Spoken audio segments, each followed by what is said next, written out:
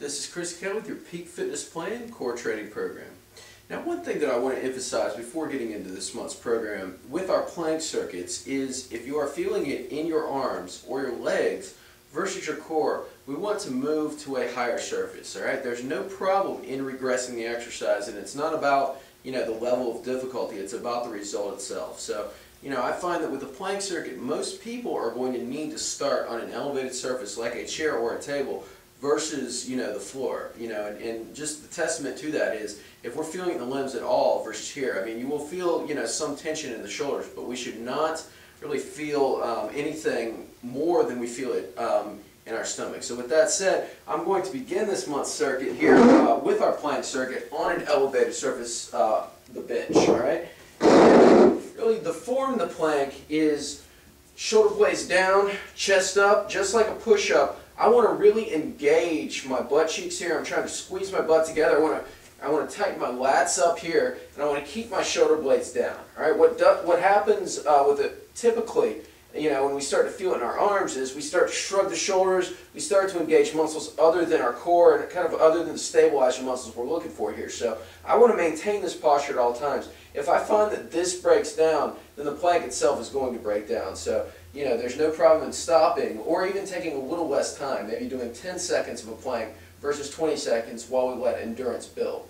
So our first exercise in our plank circuit this month, we have a lateral plank crawl. So what I'm going to do, I'm going to set up here. Again, I'm picking a spot about 10 degrees in front of me, tightening my butt cheeks, kind of tightening my lats here.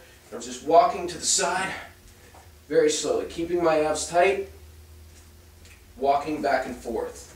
Okay, I'm looking to perform this exercise from anywhere from 10 to 30 seconds. Then I'm going to go into my second exercise, which is called toe rocks. All right, with this, I'm just rocking forward and backward on my toes, literally.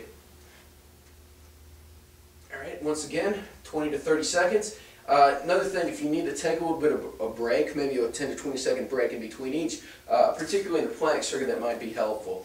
Now, for our last exercise, we have a combination movement of the two. So, I'm going to come into a push-up position, walk to the side, keeping my shoulder blades down and back, for anywhere from, and then I'm going to rock back, just like that. So, it would be walk to the side, one lap, and a rock back.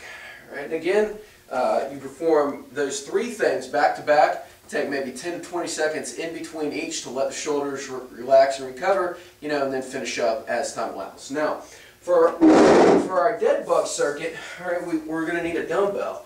All right, what I'm going to ask you to do is just start on your back. All right, keeping the abs tight, I'm going to hold the dumbbell in one hand, getting my feet up into the air. Pressing my back down to the ground, I'm keeping my abs tight here. I'm just pulling the dumbbell behind me. Moving very slowly for a period of 20 to 30 seconds. From here, I'm going to switch arms, do the exact same thing on the other side for 20 to 30 seconds. And I'm going to finish up with a double leg lower. I'm just lowering very, very slowly, kind of the point where I feel my back start to arch. And I'm just going to pull back together. If you're finding you're having trouble doing it this way, what you can do is bend the knees and just let it come to the ground in this fashion.